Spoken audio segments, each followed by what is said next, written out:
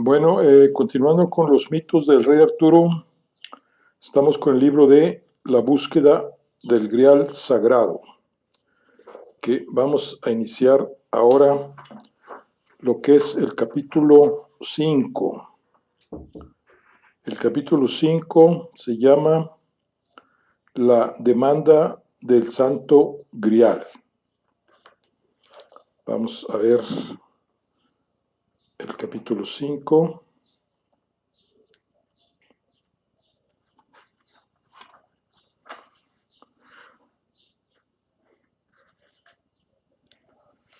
La demanda del Santo Grial. Caída ya la noche, a la hora convenida y ataviados con sus mejores galas, los caballeros fueron llegando a la gran sala de la mesa redonda.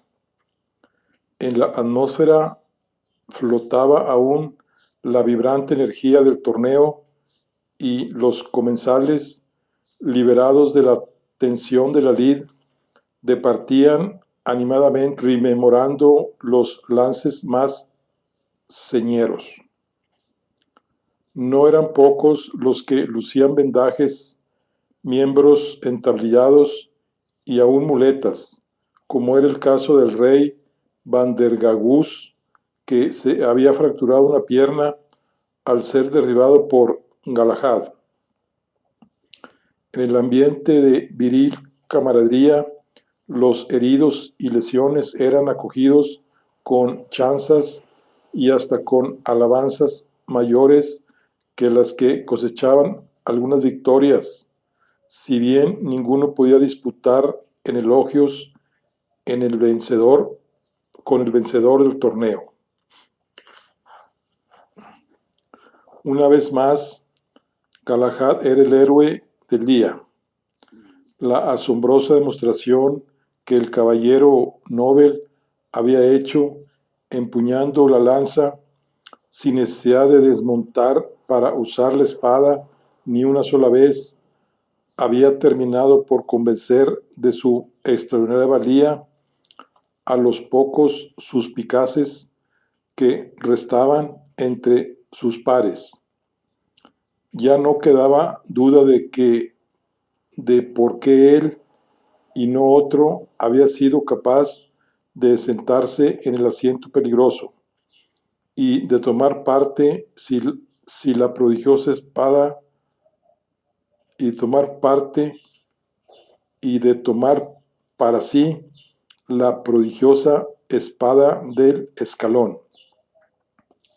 Era uno entre 1.000.000, un elegido, el digno sucesor del todavía invicto Lanzarote, quien, por otra parte, había sido el primero en admirar generosamente la primacía de Galahad.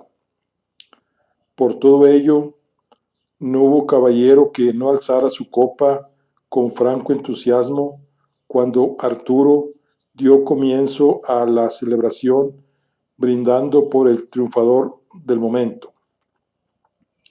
Noble Galahad, hoy has sumado a tus recientes hazañas la de proclamarte vencedor en el torneo de Pentecostés, el más importante de cuantos se celebran sobre suelo cristiano. No cabe duda de que tu nombre será pronto conocido en todos los reinos de nuestra amada isla y también del continente, hasta el más remoto rincón. ¿Qué más designios necesitamos para saber que el mejor caballero del mundo se ha unido a nuestra mesa redonda? Doy las gracias al Todopoderoso por honrarnos con tu fuerte brazo, y también a Lanzarote por conducirte hasta nosotros. Añadió, levantando su copa en dirección al caballero del lago, pues también con el recién derrocado quería Arturo tener un gesto por Galahad, primero entre los caballeros, concluyó. Por Galahad, gritaron al unísono todos los presentes, puestos en pie, alzando sus copas. Tras el brindis y a un gesto del monarca, las viandas comenzaron a fluir desde las cocinas en grandes cantidades, portadas por los criados en enormes bandejas. A otra orden, los músicos tomaron sus instrumentos y comenzaron a tocar. El festín prosiguió entre cánticos y bailes hasta que se hallaba cerca ya la medianoche. Fue entonces cuando sucedió lo más extraordinario que jamás se había visto en Camelot, el último prodigio de aquellos días repletos de maravillas. De súbito resonó el cielo por encima del castillo con un poderoso trueno que hizo retemblar las paredes de piedra, el suelo, el techo abobado y las columnas y arcos que lo sostenían. Todos los sintieron en sus adentros sobrecogidos y cesaron las conversaciones. Una corriente de aire de procedencia ignota recorrió la gran sala y las puertas, ventanas y postigos se cerraron con un golpe de rabiosa violencia. Las llamas de la gran chimenea, las de las antorchas y hasta las de las velas se agitaron en sus pábilos y fueron apagándose una a una hasta sumir la estancia en la tiniebla absoluta y también en el más absoluto silencio, pues los ahí congregados parecían haber sido repentinamente privados del habla. De seguida, junto a la gran puerta de madera y bronce, se encendió un resplandor, hacia el que pronto se giraron todas las cabezas. Ante el asombro de los caballeros, que seguían mudos, lo que en principio era solo un estallido informe de refulgencia, una luminosidad nibia, inmaculada, fue adoptando forma, una forma concreta, sólida, reconocible. Delante de sus ojos se fue convirtiendo en un esbelto objeto iridiscente que flotaba sobre el suelo a la altura de un hombre y se desplazaba muy lentamente, levitando. Estaba cubierto por un rico jamere bordado, tan fino que resultaba translúcido y refulgía misteriosamente, emitiendo un abanico de haces tan luminosos como cálidos. Sin romper su silencio, Lanzarote miró a Galahad, pues comprendía que estaba teniendo lugar un prodigio parejo al que había señalado al muchacho en la abadía de Wilton, pero los ojos del joven estaban fijos en el objeto, capturado por su luz y su energía. A medida que el objeto flotante se aproximaba a la gran mesa, desde el lugar donde había aparecido, una enigmática sensación de bienestar se apoderó de los caballeros.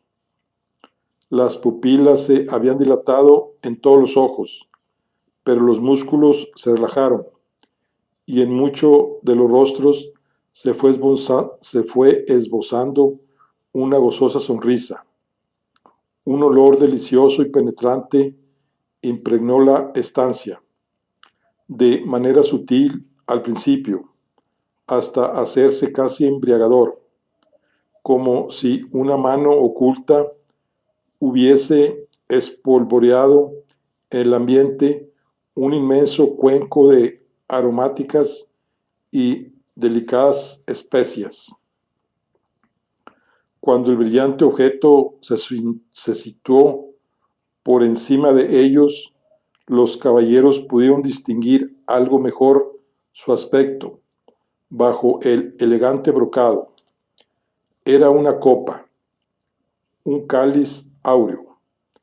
Lanzarote sintió remordimientos por haber dudado alguna vez de la historia que el capellán y la abadesa le habían referido, pues era cierto, punto por punto.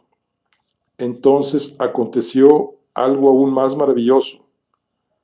La misteriosa copa comenzó a recorrer despacio el círculo de la gran mesa, pasando por encima de todos y cada uno de los caballeros, hasta llegar ante el rey. A su paso, dentro de los platos crecían como brotes repentinos cantidades de medida de viandas exquisitas, nunca vistas, carnes jugosas de excelso corte, delicias marinas hasta entonces desconocidas, extraños frutos dulces que semejaban salidos del mismísimo jardín del Edén, alimentos que parecían tomar prestado parte del fulgor del cáliz y que al resplandecer en la oscuridad iluminaron los rostros estupefactos que los contemplaban. También las copas intercambiaron de súbito su contenido por el de un líquido espirituoso y sublime, una suerte de néctar que se diría divino.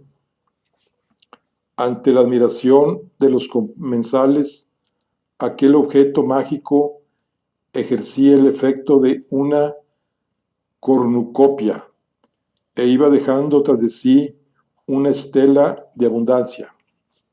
No solo eso, bastaba su sola proximidad para que las heridas de los descalabrados se saturaran y desaparecieran mágicamente, al tiempo que los huesos rotos o dislocados se soldaban de inmediato o regresaban a su posición, imbuidos de un religioso respeto, pues resultaba manifiesto que estaban en presencia de un objeto sagrado de poder altísimo. Los presentes se dejaron envolver por el aura benéfica que desprendía la copa y que inducía a una confortable sensación, una paz que nunca habían conocido y jamás volverían a conocer. Con su ritmo moroso pero inquebrantable, el cáliz fue recorriendo la mesa redonda y tocando a cada uno de los caballeros con su halo luminoso. Todavía su brillo se intensificó otro punto, titilando, a flotar sobre la cabeza de Galahad, antes de avanzar hacia Lanzarote y posarse sobre los del propio Arturo, quien apenas daba crédito a lo que veían sus ojos. El monarca estaba rodeado de un coro de semblantes extáticos, colmados de felicidad. Concluido su periplo, el cáliz se desplazó nuevamente hacia la puerta y, como había sucedido días atrás en la abadía, desapareció con un fogonazo, dejando tras de sí una rutilante estela de polvo dorado y un silencio preñado de estupor. Nada más hubo desaparecido, una nueva corriente de aire atravesó el gran salón, abriendo los postijos y ventanas, Del mismo modo, y como convocado por una voz secreta, el fuego volvió a crepitar en el gran hogar, donde las llamas se alzaron vigorosas otra vez, y las antorchas y velas volvieron a prenderse, devolviendo al espacio la iluminación que le era propia.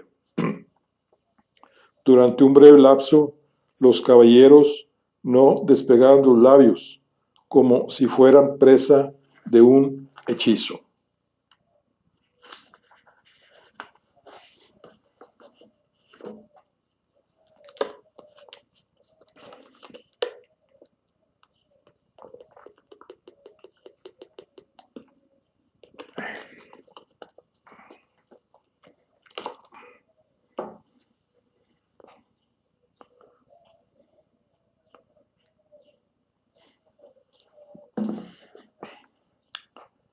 El primero en reaccionar fue el rey Vandemagus, que se levantó bruscamente de su sitial y se puso en pie de un salto, sin ayuda de las muletas con las que había llegado.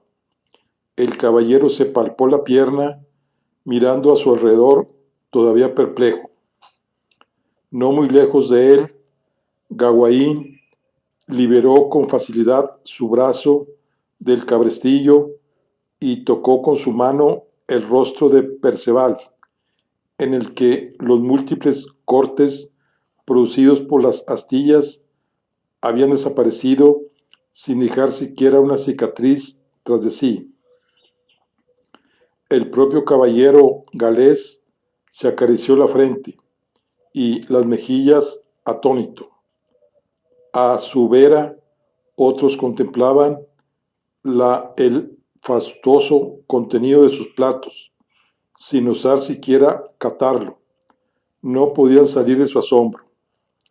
Cuando hubo recuperado el dol del habla, Lanzarote cruzó una mirada con Galahad, una mirada sencilla que contenía un mundo, y como éste asintiera, dándole permiso, tomó la palabra. Nobles caballeros, creo tener indicios sobre la naturaleza del prodigio del que acabamos de ser testigos, dijo, y explicó entonces a los presentes lo sucedido en la abadía, historia que Galahad corroboró hasta donde llegaba su memoria, pues al desvanecerse aquel día, parte de su recuerdo sobre el episodio se había tornado brumoso. Me arrepiento ahora de no haber sabido bien qué pensar de la historia cuando me fue referida, añadió luego Lanzarote, y me disculpo por no haberla compartido antes, Majestad. Continuó dirigiéndose a Arturo, pero después de verlo con mis propios ojos, no albergo dudas de que es el mismo cáliz de Cristo al que algunos llaman el Grial, lo que se ha aparecido ante nosotros. Un murmullo recorrió la sala y fue ahora Perceval quien se levantó para tomar la palabra. Creo que Lanzarote ha hablado con buen juicio y que ni él ni Galahad se equivocan sobre lo que hemos visto esta noche. Aquí, permitadme que os explique lo que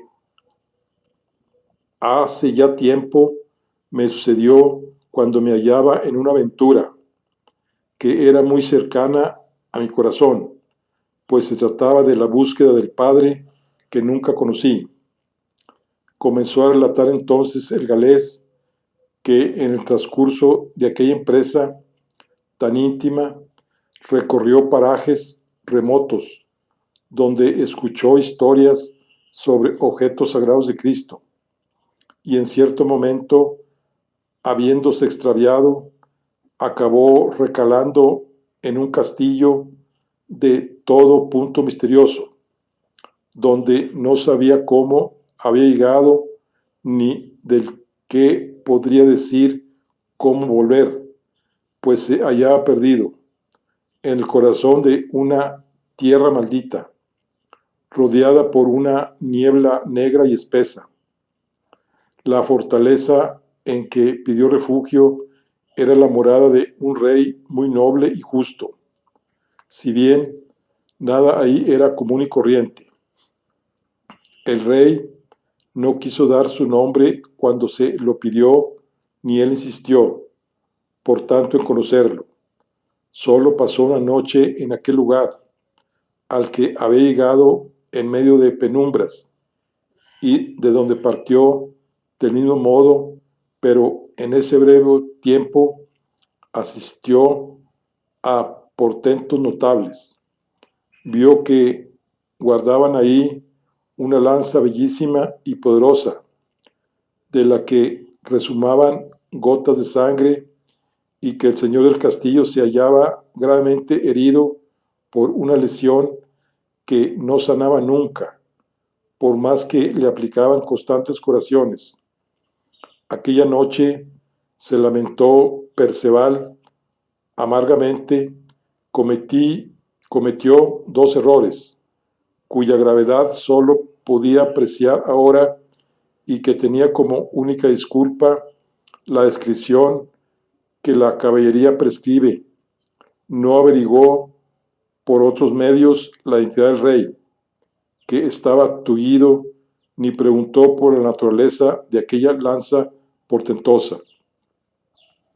Nunca he tomado las historias sobre las reliquias de Cristo por más que habladurías, concluyó el galés.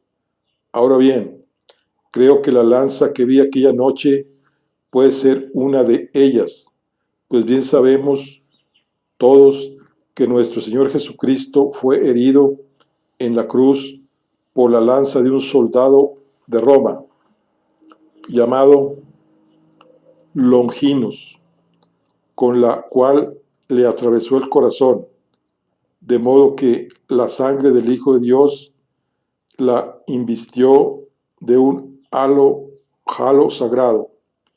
Y también tengo pocas dudas de que, como dice la Zarote, lo que hoy se ha aparecido ante nosotros, ante nuestros ojos, es la imagen misma del Santo Grial, el cáliz de Cristo. El nombre de las célebres reliquias circuló de boca en boca, con reverencia, entre murmuraciones. A los comentarios de sorpresa se unieron los de conformación, los de confirmación, pues había entre los presentes quienes en algunos de sus viajes habían oído también contar historias parecidas. Arturo escuchaba con profunda atención a sus caballeros, comprendiendo poco a poco cómo todas las piezas se encajaban. Tras años de indigna desidia, el cielo les enviaba no una, sino dos señales. Primero Galahad, después el Grial. Había que estar ciego para no advertir su relación. Recordó para sí la profecía del asiento peligroso. Solo el caballero, de más puro corazón, podrá sentarse en este sitial, aquel llamado a acometer la más sagrada de las empresas. ¿Y qué empresas podía ser más sagrada que sanar la tierra enferma mediante el poder nutricio del Santo Grial? Se dijo el rey. Si la copa existía de verdad, como parecía que existía la lanza de Longinos, tenían que encontrarla, costase lo que costase. Ese hallazgo finalmente había de ser el camino de su redención. Leales amigos, hoy hemos sido testigos de un verdadero milagro, dijo. tomando la palabra, ante lo cual todos guardaron silencio. En verdad hemos de considerarnos afortunados y mostrar gratitud, pues nuestro Señor ha querido tocarnos con su gracia en la noche santa de Pentecostés. Lanzarote, Perceval, ambos habéis hablado sabiamente, de la misma manera que vuestros oídos permanecieron sordos a aquellas historias, también los míos han permanecido indiferentes mucho tiempo, y las advertencias de mis súbditos. Hace tiempo que la corrupción ha comenzado a extenderse por mi reino. Han llegado noticias a la corte de que la tierra ha enfermado en los confines del norte. La revelación suscitó un revuelo, pues sólo los más cercanos al monarca tenían algún conocimiento de lo sucedido. Galahad y Bojores intercambiaron una veloz mirada de inteligencia. Por fin daban sentido al extraño episodio que habían vivido aquella mañana en la villa.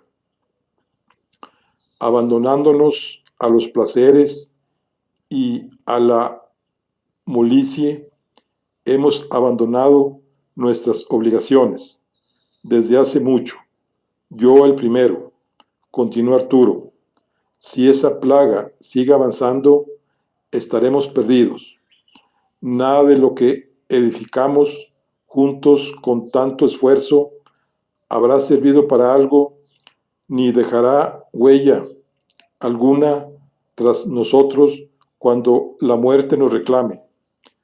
Lo que hoy nos ha sido dado contemplar, no obstante, permite albergar una esperanza. Admirad vuestros platos y vuestras copas, y contemplad vuestras heridas sanadas. El grial es una promesa de abundancia, como también lo es de curación. Si existe, debemos encontrarlo y sanar la tierra con su poder divino. En ese momento, Galahad se puso en pie y todas las miradas se volvieron hacia él. Sus ojos brillaban, llenos de fiera determinación. Su figura poseía una cualidad aurática que parecía familiar a los mismos portentos que tenían lugar, esplendente en mitad del salón a la luz de las antorchas. Por 2 veces se ha cruzado en mi camino la imagen del sagrado cáliz, y no puedo seguir por más tiempo desoyendo su llamada. Lo que se ha ofrecido hoy aquí no es aventura terrena, sino celestial, el más alto premio con el que pueda soñar ningún caballero. Por eso juro solemnemente partir en busca del grial y no regresar hasta haberlo encontrado. Las vehementes palabras fueron acogidas con exaltación por muchos de los congregados, y varios de ellos se levantaron de sus asientos para celebrarlas. Uno de ellos fue Gawain, el sobrino del rey. El enérgico caballero veía en aquella misión la causa que desde hacía tanto tiempo necesitaban para poner fin a su decadencia y purificar sus corazones. Alzando su mano, declaró su apoyo a Galahad. No sería digno de llamarse caballero el que, habiendo contemplado lo que todos hemos visto hoy aquí, no se entregara en cuerpo y alma a hallar tan preciado objeto y emplearlo para el bien del mundo. Cuenta conmigo, Galahad. Como tú, juro por mi honor partir en busca del vaso sagrado y no regresar hasta haberlo hallado. El entusiasmo se apoderó de la amplia estancia. Siguiendo el ejemplo de Galahad y Gawain, todos los nobles caballeros que se hallaban presentes, incluido el propio Lanzarote, juraron a sí mismo emprender la búsqueda y no cejar en ella hasta triunfar o perecer en el intento. Bajo la alta bóveda, los pechos y los corazones se hincharon, imbuidos de una resolución que hacía largo tiempo que no se manifestaba en Camelot, anuados por una nueva causa común. Los caballeros de la mesa redonda volvían a ponerse en marcha. Fue en ese momento, sin embargo, al verlos jurar a todos, sin excepción, cuando el rey fue repentinamente presa del vértigo. La búsqueda del grial podía prolongarse en el tiempo y ser harto peligroso, y bien era posible que muchos de los que brindaban alegremente aquella noche no regresaran jamás. No podía decidirse ni tenía derecho a pedir a ninguno que se quedase. Sus caballeros habían comprometido su honor en la aventura definitiva, aquella que, habiendo logrado la gloria en la tierra, había de ganarles el cielo. Sin embargo, de repente vacilaba, y si por aliviar su culpa convertía en un desierto no solo terrenos remotos, sino el propio corazón de su reino,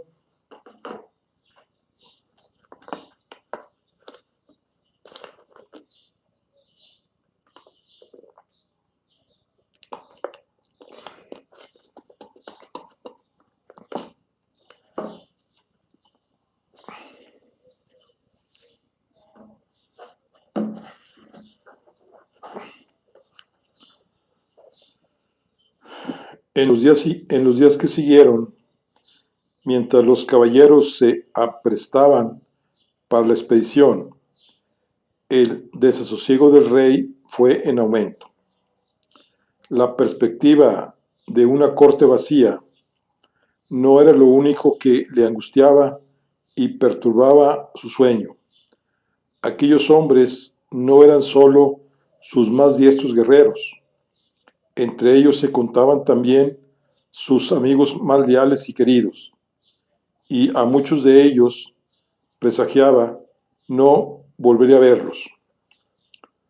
Todo lo que poseía lo hubiera edificado juntos, todo lo que poseía lo habían edificado juntos, luchando codo con codo, derramando sudor y sangre. ¿Qué haría sin ellos a su vera si, a diferencia de otras ocasiones, no regresaban de aquella aventura culminante? Se quedaría solo. Hacía tiempo que su relación con Ginebra había quedado reducida a una cordialidad respetuosa, pero alejada de la complicidad que antaño habían llegado a compartir. Como le sucedía en los momentos en que se sentía superado por las circunstancias, el rey evocó la imagen de su añorado mentor Merlín.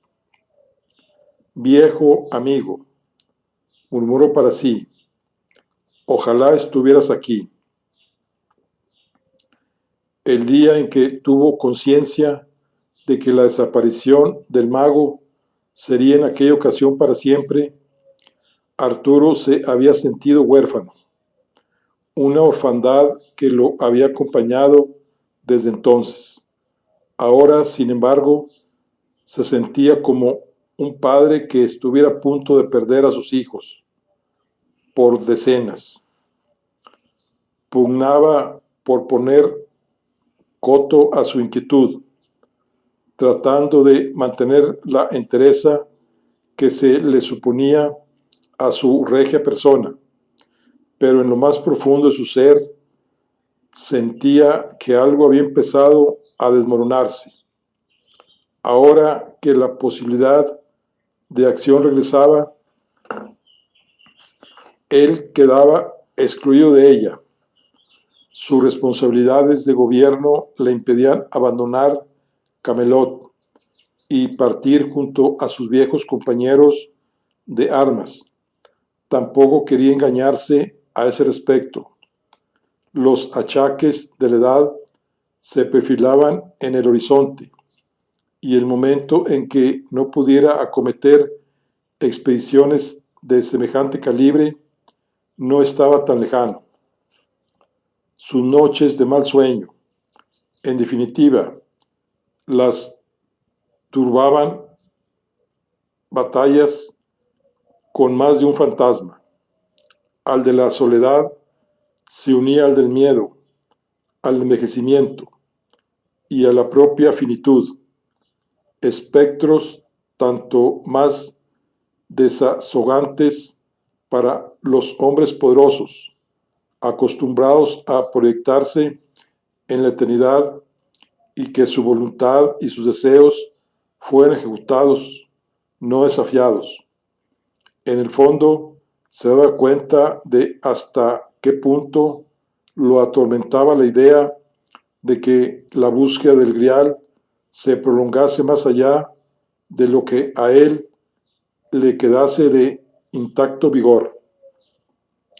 Si tan solo pudiera revertir el juramento de algunos de sus caballeros y retener a un puñado de ellos en Camelot, se dijo mientras contemplaba cómo hervían de actividad las herrerías, las caballerizas y el campamento de tiendas que rodeaban el castillo. Mas él sabía mejor que nadie que la suerte estaba echada.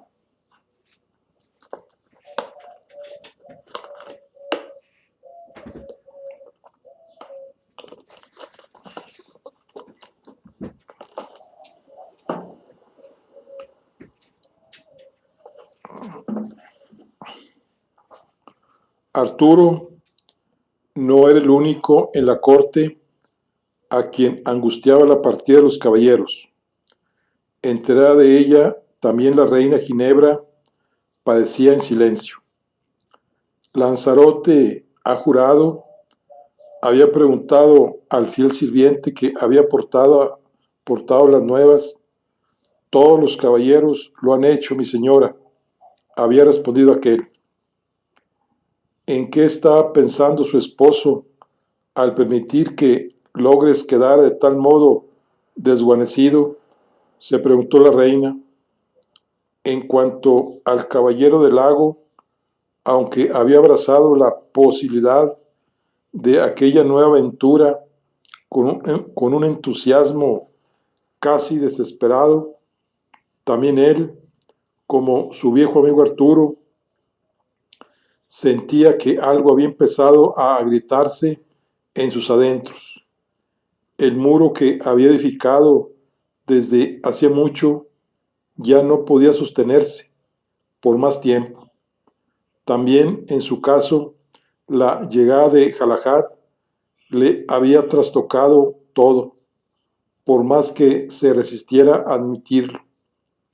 Durante años había tratado de olvidar la funesta historia del engaño del que había sido víctima y a la dama que, mediante artes de hechicería, había adoptado la apariencia de Ginebra para yacer con él.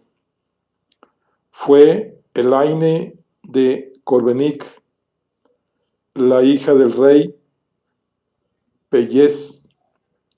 Lo que nadie sabía era que casi un año después de su encuentro, Elaine había acudido de nuevo a él portando un bebé. Aseguraba que era el fruto de su simiente. Todavía resentido y avergonzado por la trampa, Lanzarote temió ser víctima de un nuevo ardid, se negó a reconocer al niño como suyo y rechazó a Elaine con rudeza, ordenándole que jamás volviera a acercarse a él. ¿Qué pruebas tenía? Le había espetado. ¿A cuántos caballeros no habría engatusado como a él? El tiempo lo había hecho arrepentirse de sus crueles palabras, pues si bien la dama había tenido una actuación deshonesta con él, lo había hecho por el amor desesperado que le desgarraba el corazón. Ahora el paladín reconsideraba lo acontecido. Sus sentimientos hacia Galahad eran ambivalentes. Por una parte, se resistía a reconocer el fruto de un engaño y hacerlo público, abriendo una herida que compartía secretamente con Ginebra. La sola idea de la paternidad lo abrumaba, pues era un solitario. Al mismo tiempo, sin embargo, notaba cómo empezaba a brotar en él, espontáneo e incontrolable, un afecto inmenso por el joven, el cual lo llenaba de orgullo, sentimientos de una naturaleza que hasta ahora había desconocido. Así las cosas. El día fijado para la partida, el ambiente en el castillo estaba preñado de una extraña mezcla de emociones.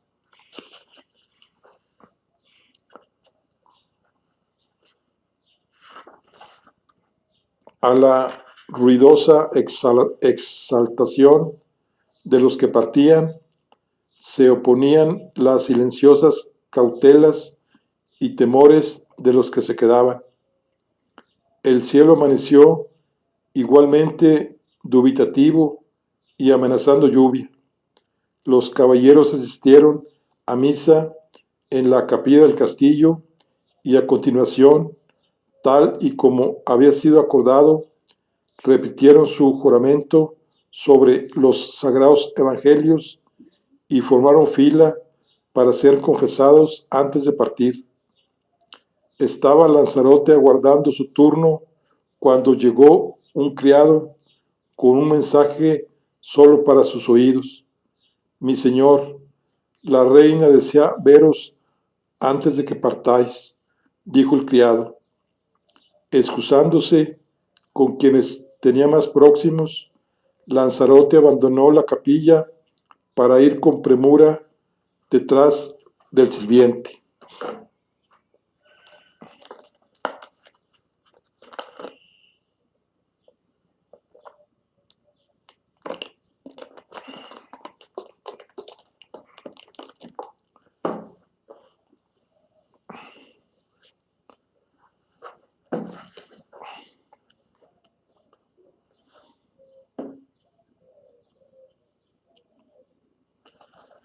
Una celosía de piedra con dos rosáceas talladas dejaba que se colara la indecisa luz de la mañana en los aposentos de la reina.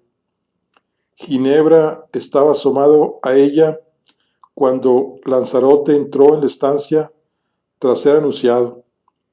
La esposa del rey vestía un exótico brial de aceituní muy fino y entallado, con pequeñas incrustaciones de perlas que estilizaban aún más su delgada silueta, y una roca de lino blanco amarilleada con azafrán. Cuando volvió su rostro hacia Lanzarote, él pudo ver que estaba algo pálida, inquieta, cansada, bellísima. Temía que fuerais a partir sin despediros, dijo ella. Sabéis que no haría tal cosa, respondió el caballero. Desde los pequeños vanos de la celosía se alcanzaba a ver extramuros la explanada donde Lanzarote Solía ejercitarse con quien tuviera a bien acompañarlo. Sabía que ella lo observaba desde allí a menudo, confiaba en ello. Me pregunto qué hubierais contado al capellán de no haberos brindado ya la ocasión de escabulliros. Hubieras confesado vuestros pecados para poder acometer la sagrada búsqueda estando libre de mácula. Todos, mi señora, le interpeló él con gesto sincero. ¿Por qué os atormentáis vacilando ante lo que no ofrece duda? Me temo que ya no conozco las respuestas a nada, pues las certezas se están evaporando en Camelot, respondió ella, separándose del muro y entrelazando sus manos nerviosas. Ni siquiera la conducta del rey es predecible. Qué disparada empresa es la que os habéis propuesto. ¿Cómo ha podido permitirlo Arturo? Logres está en grave peligro, un peligro que es muy cierto, y la aparición milagrosa del Santo Grial es una señal de salvación. Tenemos fundadas razones para pensar que hay objetos sagrados de Cristo que han llegado a esta tierra nuestra. No sabemos dónde se halla el cáliz sagrado, ni si está en Inglaterra, pero tal vez no se encuentre tan lejos de nuestro alcance. Si la lanza de Longinos está en poder de un rey de los anglos, tenemos por dónde empezar a buscar. Se escuchó un revoloteo nervioso y al girar la cabeza, Lanzarote advirtió que en un rincón de la estancia había una jaula de mimbre con un pájaro dentro. ¿Es cierto que habéis jurado no regresar hasta hallarlo?, preguntó ella. Así es, asintió Lanzarote. La reina se volvió de nuevo hacia la celosía.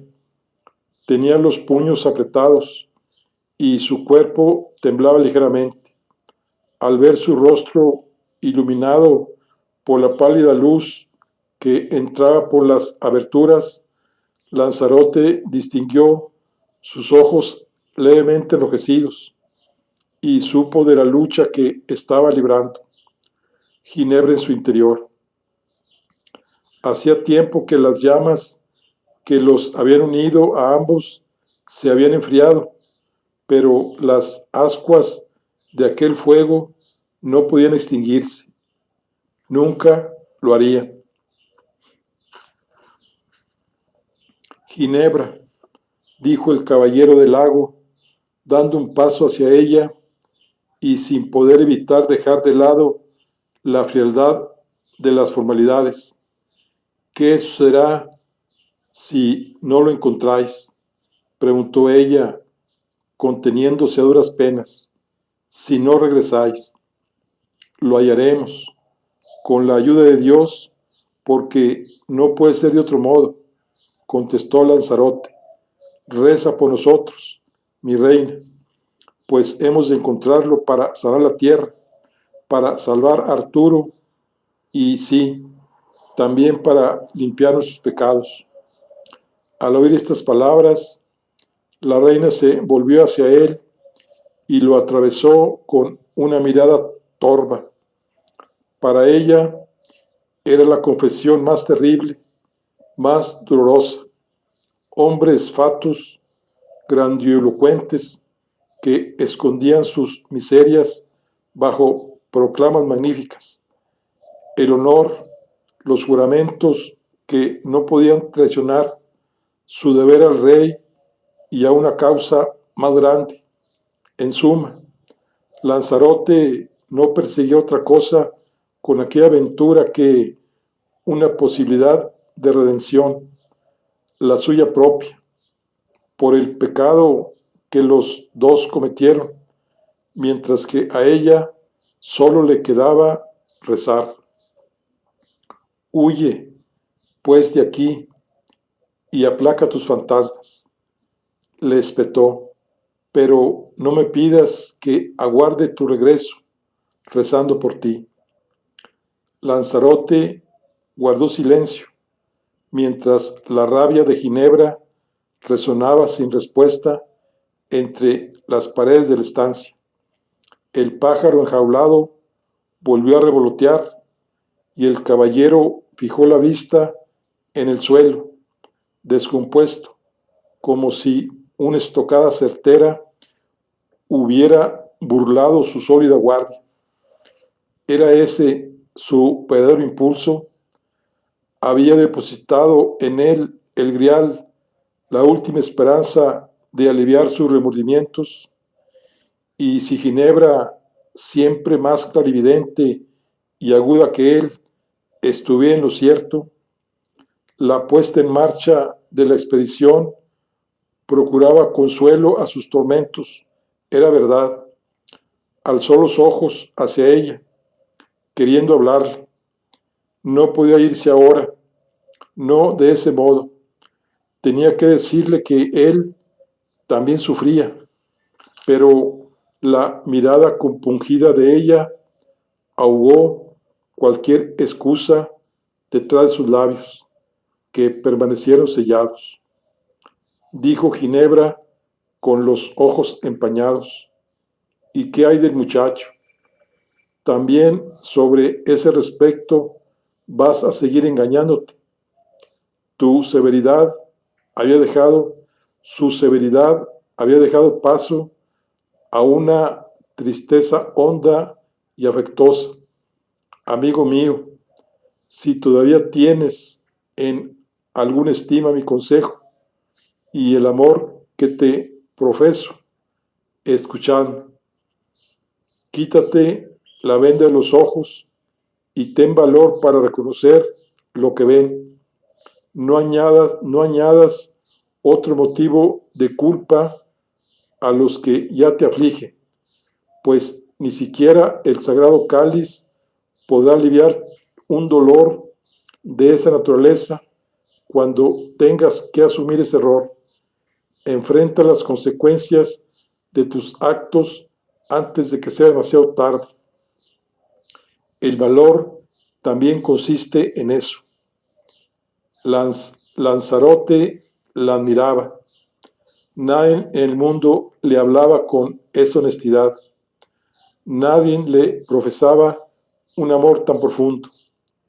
Ambos vivían la misma aflicción, pero en ella, una vez más, quien en su dolor era capaz de hacerse cargo también del dolor de él. El caballero se sintió egoísta y avergonzado. Ella se llegó hasta él y, no pudiendo evitarlo, lo tomó de las manos y lo miró, no sin ternura, pues sabía que su corazón era noble y que su voluntad de reforma era sincera. Los que habían sido amantes se miraron en silencio a los ojos y por un momento sintieron deseos de dejarse llevar y de regresar a tiempos más livianos.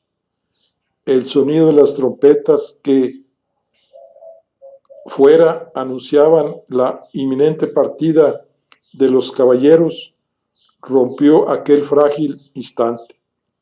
He de irme, dijo él. Ella sintió y le soltó las manos. Nada más se dirían por espacio de mucho tiempo.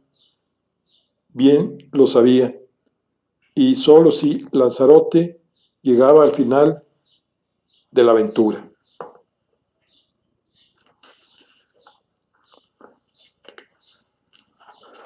Acabaría por marchitarse del todo en ese plazo fatal la pasión que ahora los unía y a la vez los separaba. Ya se preocuparían de ese en su momento. Por ahora tenían suficiente con rogar a la fortuna que les concediese la gracia de volver a verse algún día.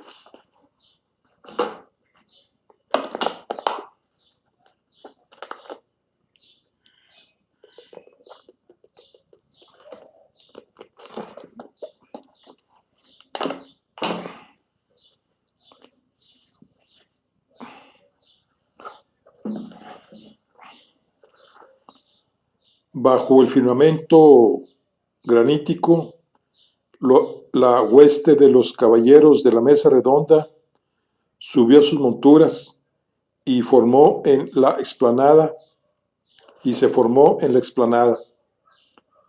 Los pendones ondeaban al viento y el cielo seguía amenazando lluvia. Los caballeros iban excelentemente pertrechados, a excepción de Galahad, quien de nuevo se había negado a tomar un escudo. ¿Persistís en despreciar la adarga?, le preguntó el rey cuando el joven rechazó el arma ofensiva que, por orden de aquel, le alcanzó un escudero. No es desprecio, majestad, había respondido Galahad. Juré no tomar arma alguna que no me ofreciera la propia aventura. A su costado refulgía la formidable empuñadura de la espada que la providencia había puesto en sus manos tras cogerla del peldaño mágico, y Arturo no insistió. El rey también subió a su caballo. Había decidido acompañar a los expedicionarios hasta el límite del bosque, en el que se internaba el camino que conducía al castillo de Aján. En ese punto, los caballeros se separarían para emprender rutas distintas, de modo que pudieran acudir pronto a distintos lugares y cubrir el mayor territorio en su aventura. Algunos cabalgarían velozmente al norte, hasta allá donde la tierra se pudría, para prestar alivio a sus gentes e intentar entorpecer el avance de aquel mal en lo que pudieran. Otros seguirían el rastro de las noticias que se tenían sobre los objetos sagrados de Cristo, por escasas que fueran. A un gesto de Arturo, la comitiva se puso en marcha, formando una columna, y todas las manos se agitaron para despedirla. El suelo tembló bajo los cascos de los caballos, mientras las armaduras y los pertrechos resonaban con su cruel tintineo metálico. El contingente de jinetes componía una estampada sobrecogedora. La sola visión de las célebres enseñas ahí reunidas, exhibidas en los escudos y estandartes, hubiera bastado para poner en fuga a cualquier ejército enemigo, pues los mejores caballeros del mundo cabalgaban juntos de nuevo. Al atravesar la villa, las gentes de Camelot los despidieron con aclamaciones, deseándoles suerte y arrojándoles flores desde los balcones. El entusiasmo se extinguió, sin embargo, a su estela, cuando las gallardas siluetas se alejaban, dejando tras de sí un vacío lleno de incertidumbre. Dios los guarde y quiera que regresen pronto. Camelot es hoy más débil, musitó un anciano en las puertas de la villa mientras aferraba los hombros de su nieto, que contemplaba extasiado la salida de los guerreros por las puertas de la villa. Ya en campo abierto, antes de llegar al bosque, Arturo, que cabalgaba a la cabeza, llevando consigo su guardia, se separó un momento de ésta para retrasarse a la altura de Gawain y Lanzarote, sus caballeros más preciados. Quiera Dios que tengáis éxito y que regreséis sanos y salvos de este emprendimiento. o nunca me perdonaré haberos dejado marchar, dijo a Lanzarote con una sonrisa amarga. No defraudaremos vuestra confianza, majestad, contestó este último con gallardía, si bien en su ánimo pesaba todavía su despedida de la reina y las palabras que habían cruzado. ¿Cuánto hacía que no veías así a vuestros hombres?, dijo riendo Hawáin, quien sí compartía el entusiasmo general. Parecen haber rejuvenecido 20 años cada uno. Arturo contempló a los suyos y tuvo que admitir que hacía largo tiempo que no exudaban aquel ímpetu y aquella jovialidad. Mientras escrutaba los semblantes que asomaban sonrientes bajo los yelmos, no pudo evitar preguntarse, sin embargo, cuántos de ellos no regresaría. Un trueno desarrajó el cielo y comenzó a caer una fina lluvia que repiqueteó beligerante contra el acero. El bosque se divisaba ya en la distancia. Cuando alcanzaron el crucero que señalaba su entrada, fue Gawain quien habló, pues Arturo había quedado enmudecido. Majestad, le dijo su sobrino, nuestros caminos se separan aquí. Él asintió sobrecogido y después se esforzó por recuperar su compostura. Entonces se dirigió a los suyos con voz solemne. Nobles amigos, os deseo suerte en la aventura que hoy comienza, la más alta que jamás acometiera caballero alguno sobre la tierra. Sed fieles a todo momento a los principios que siempre nos han guiado y que dan naturaleza a la mesa redonda.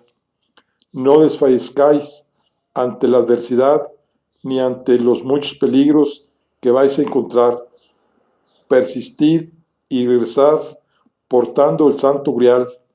Los caballeros acogieron con aclamaciones la arenga del rey Arturo y se golpearon las armaduras con los recios puños.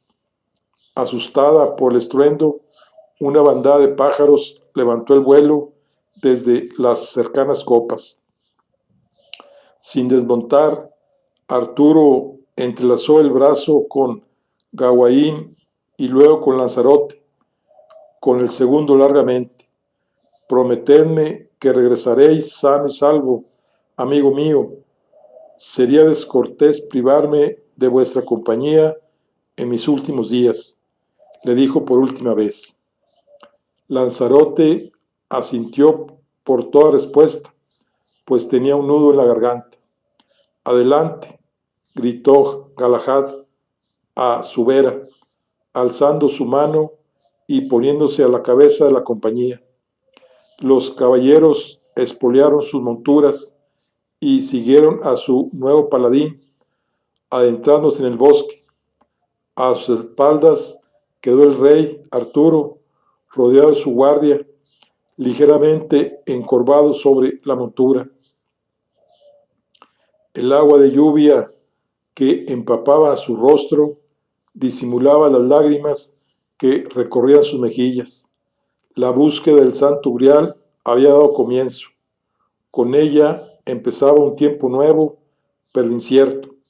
Por primera vez en su vida, el rey Arturo sentía un temor profundo, cerval, anterior a todo, ante la gran transformación que estaba por venir.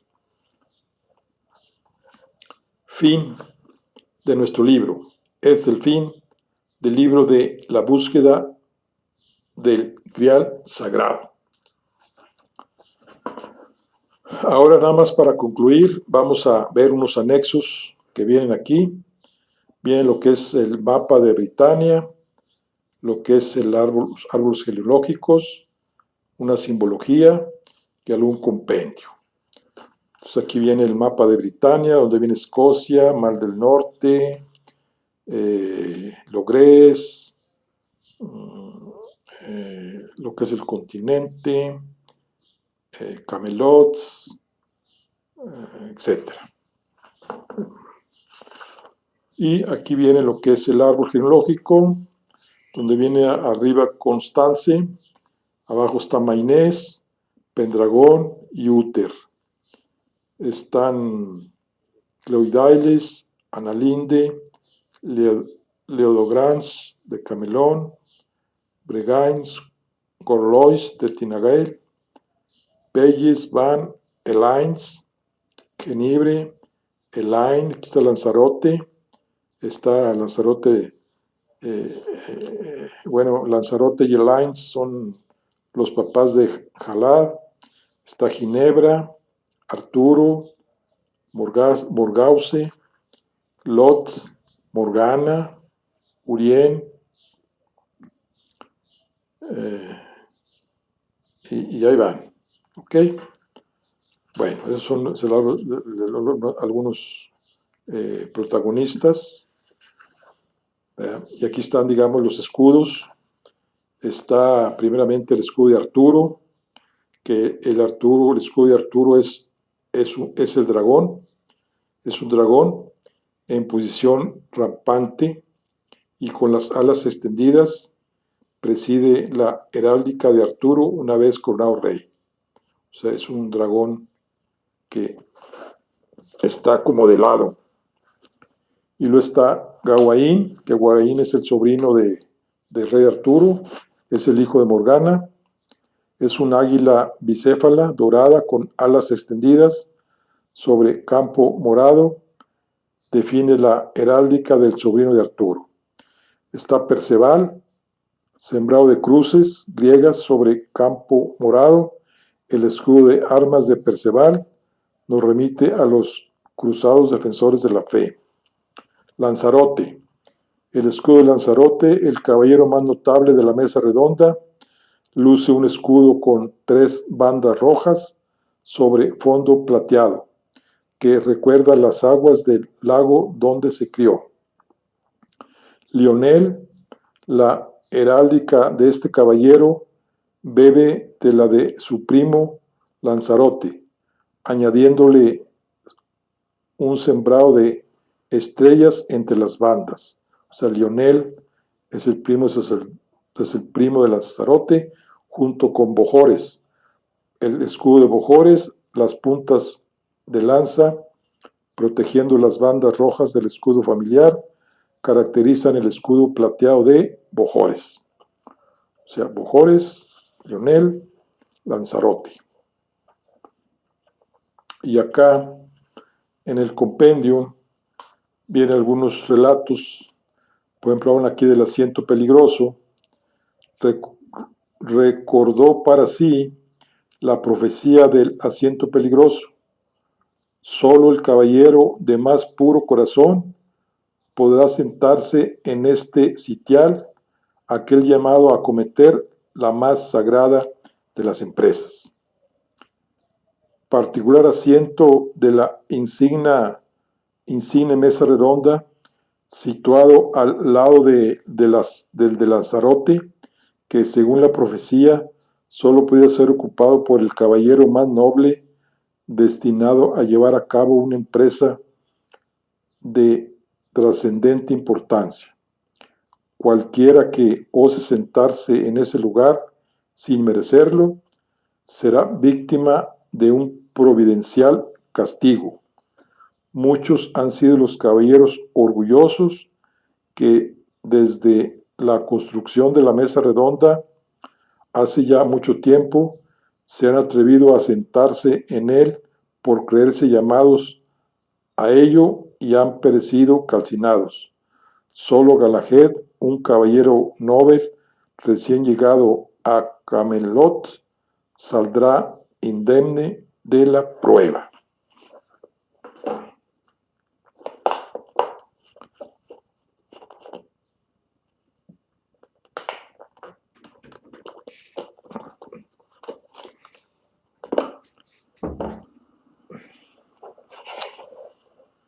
Para la tradición cristiana, Este mítico sitial simboliza el lugar de Judas, el apóstol que traicionó a Jesucristo en la última cena, y que en la leyenda artúrica solo podrá ser ocupado por un caballero de alma pura destinado a encontrar el Santo Grial del que hablan las profecías. En nuevo, en nuevo Mesías, un nuevo Mesías que como Jesús redimirá todo pecado.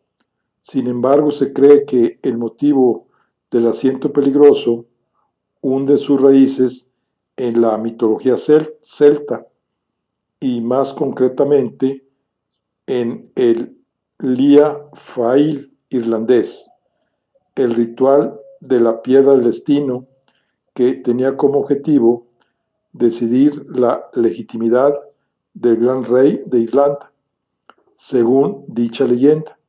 Cuando el rey legítimo de la tierra irlandesa ponía un pie sobre la piedra, ésta rugía satisfecha. Ahora, sobre la espada del escalón, ¿verdad? Del escalón,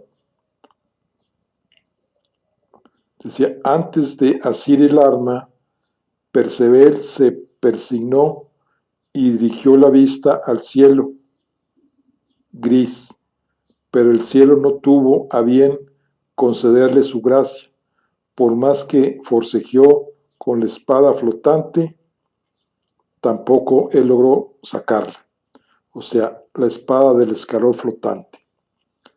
Formidable espada de extraordinaria forja, con empuñadura enjollada, que apareció sostenida mágicamente sobre un bloque tallado en mármol rojo que flotaba en las aguas de un río junto al castillo de Camelot.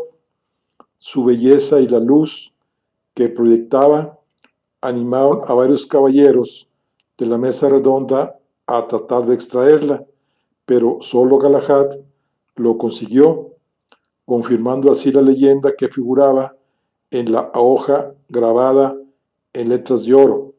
Solo el mejor y más noble de los caballeros podrá sacarme y portarme a su costado.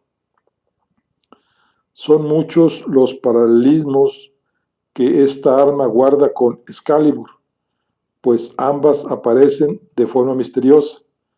Ambas llevan inscritas una leyenda profética. Ambas deben ser extraídas de una base y también ambas parecen tener vida propia al escoger a quien ha de ser digno de portarlas. Podría decirse que de alguna forma Galahad es un reflejo especular de Arturo. Sin embargo, a diferencia de lo que ocurre con este, la espada del escalón flotante no será la única espada que represente al personaje, pues en el transcurso de sus aventuras poseerá también otras. Estas, al serle adjudicadas, ponen de manifiesto la naturaleza heroica del caballero del Grial y lo adscriben a un linaje de claras connotaciones cristianas, subrayando así su excelencia como caballero de Cristo. Galahad. Galahad, tal era el nombre que figuraba bordado en el rico paño en el que el niño llegó envuelto. Había crecido entre los muros de la abadía en un ambiente austero y de piadosa disciplina. Caballero perfecto al servicio de Cristo y escogido por el destino para embarcarse en la más elevada búsqueda que un hombre puede soñar, la del Grial, a la que se entrega sin vacilar. Huérfano, criado desde su nacimiento en una abadía, Galahad siempre sintió que estaba llamado a protagonizar altas gestas, con las que poder servir a Dios, a su rey y a los desamparados. Su carácter abnegado y afanoso, humilde y reservado, unido a un noble porte y unas formidables cualidades innatas, fueron moldeándolo como un caballero de inteligencia despierta, fuertes hechuras y facciones excepcionalmente bellas, unas facciones que sorprendían a todos por su notable parecido con las del caballero Lanzarote, quien lo había tomado bajo su protección. En su compañía llegó a la corte del rey Arturo en Camelot, donde los demás caballeros presenciaban admirados cómo el joven era el único que superaba las pruebas del asiento peligroso y la espada del escalón flotante, y reconocieron en él al nuevo Mesías.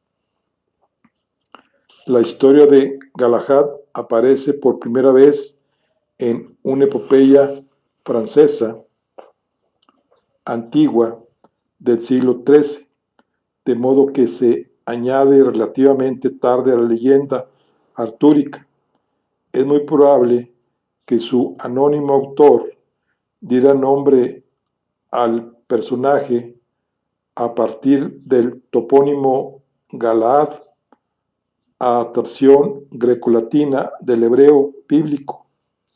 Gilead, región de la antigua Palestina, al este del río Jordán.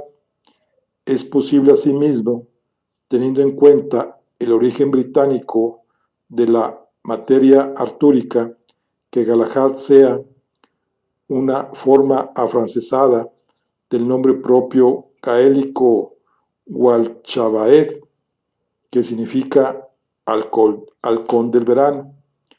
La concepción de Galahad como modelo del caballero cristiano tendría su origen en los preceptos de la orden militar de los templarios de Jerusalén, una de las más poderosas de la Edad Media, y que también fue custodiada del Sagrado Cáliz de Cristo.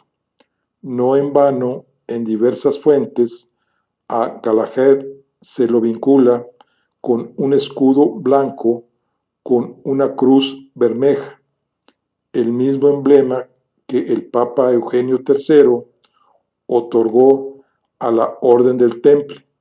Sus múltiples virtudes, su perfección moral y su castidad, así como la determinación con la que lleva a cabo el cumplimiento de su destino, han llevado a muchos a considerarlo la encarnación caballeresca de Jesucristo. Como su predecesor, no solo salvará la tierra y redimirá los pecados de los hombres, sino que alcanzará el cielo. El Santo Grial. El Grial es una promesa de abundancia, como también lo es de curación. Si existe, debemos encontrarlo y sanar la tierra con su poder divino. Prodigioso objeto mágico, fulgurante cáliz áureo, perfecto, copa iridiscente, que se identifica con el recipiente que habría empleado Cristo para instituir la Eucaristía. Es un objeto sagrado de un poder enorme, un nexo entre los humanos y lo divino, que tiene la capacidad de sanar la tierra y salvar a los caballeros de la mesa redonda. Su aparición, primero en la abadía de Wilton, cerca de Salisbury, y luego en Camelot, ante los caballeros de la mesa redonda, es consignada como el suceso más extraordinario acontecido en Logres en los últimos tiempos, lo cual no es en modo alguno exagerado, pues su simple presencia, imbuida de un aroma delicioso y penetrante, induce en quienes estén próximos a ella, una paz indescriptible.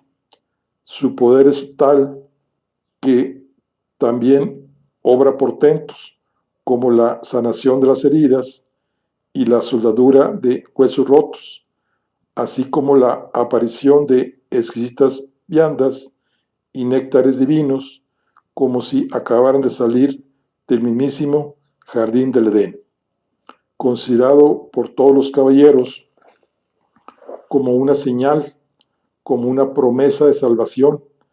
La visión del sagrado cáliz les hacía jurar solemnemente que partirían en su busca. Aquella reliquia, pues, los saca a todos ellos de la molicie a la que se habían abandonado y los impulsa a retomar sus obligaciones, embarcándose así en una aventura más celestial que terrena, el más alto premio con que pueda ser bendecido un caballero. Es entonces cuando el grial vuelve a aportar sentido y valor a sus existencias y sobre todo les permite albergar aquello que no se habían dado cuenta de que habían perdido y que jamás debieron perder: la esperanza. La leyenda del Santo Grial hunde sus raíces en la mitología cristiana medieval, donde se identifica con el recipiente usado por Jesús de Nazaret en la última cena, el mismo en el que José de Arimatea recogió posteriormente la sangre de Cristo, cuando éste fue herido en la cruz, siendo sus descendientes quienes lo transportaron a la Bretaña artúrica, convertido así en un símbolo cristiano. La búsqueda del Grial remite a la búsqueda de la salvación y por consiguiente de la inmortalidad. Sin embargo, hay quienes creen que los orígenes del mito pueden hallarse en leyendas celtas divulgadas por bardos y trovadores, donde son habituales los calderos con poderes sobrenaturales, los cuernos de la abundancia o las fuentes de salud. Por ello, en ocasiones, la representación del grial también ha adoptado la forma de un plato dorado que se ha identificado con la adoración del sol por parte de los celtas, una proverbial fuente de purificación. Bueno, aquí concluimos lo que es ya el libro de la búsqueda del Grial Sagrado. Nos vemos en la próxima. Hasta luego.